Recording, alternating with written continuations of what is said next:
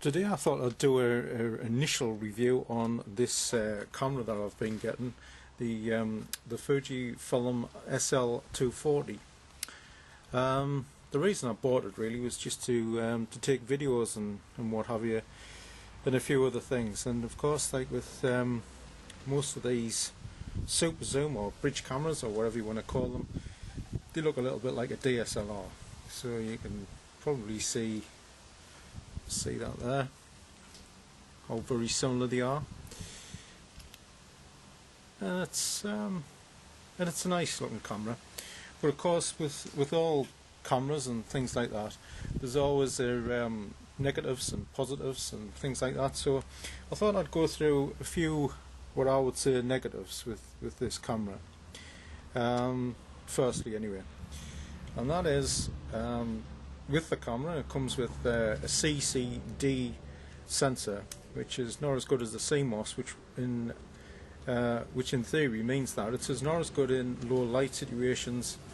However, still, it is where it is, and it was cheap. It was under £120 from Tesco, so I knew that when I bought it.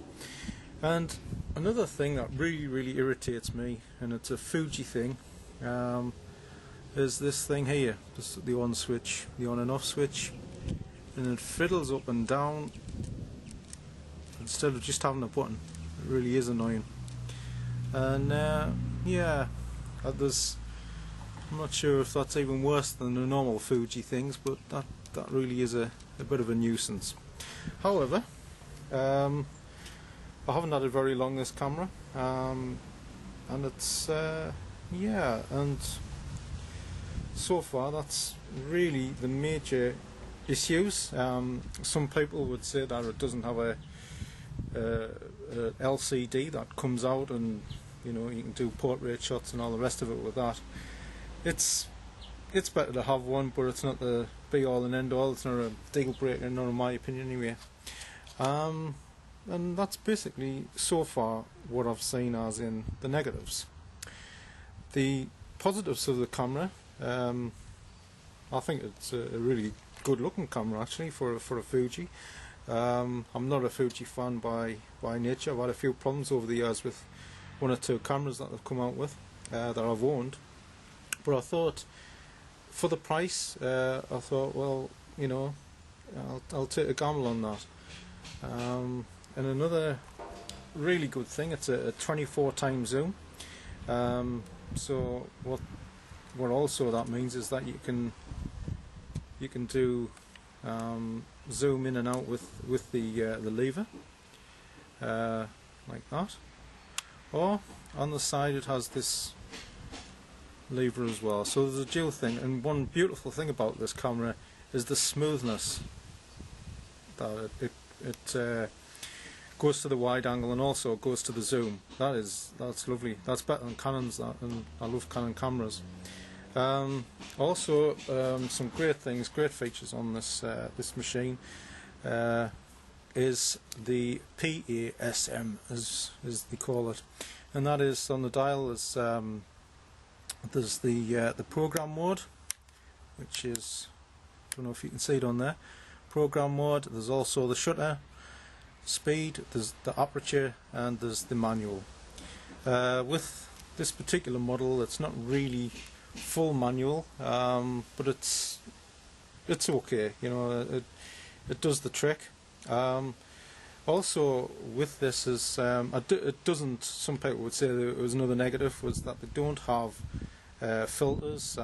It does have black and white, that type of thing, but it doesn't have fisheye, and it doesn't have tilt and shift and all the rest of it, but you can do that in photo editing equipment.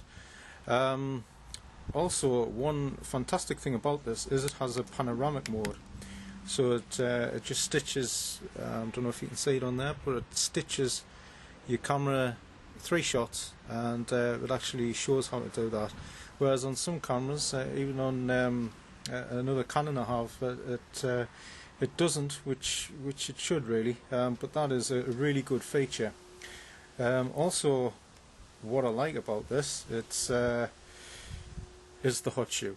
and that's really something that is you can add something like a microphone, or you can add a flash gun, or a spirit level which aligns your shots and things like that. So I actually only paid £70 for this with vouchers from Tesco and what have you, but there I've got it on really cheap. I wouldn't pay £200 for it, but I would pay. It's worth £150, and it's a good budget bridge camera or super zoom, which, yeah, it's not bad so far. I'll do a more in-depth review with more photographs and things like that, and see how I get on in the coming weeks with it. So thank you for watching.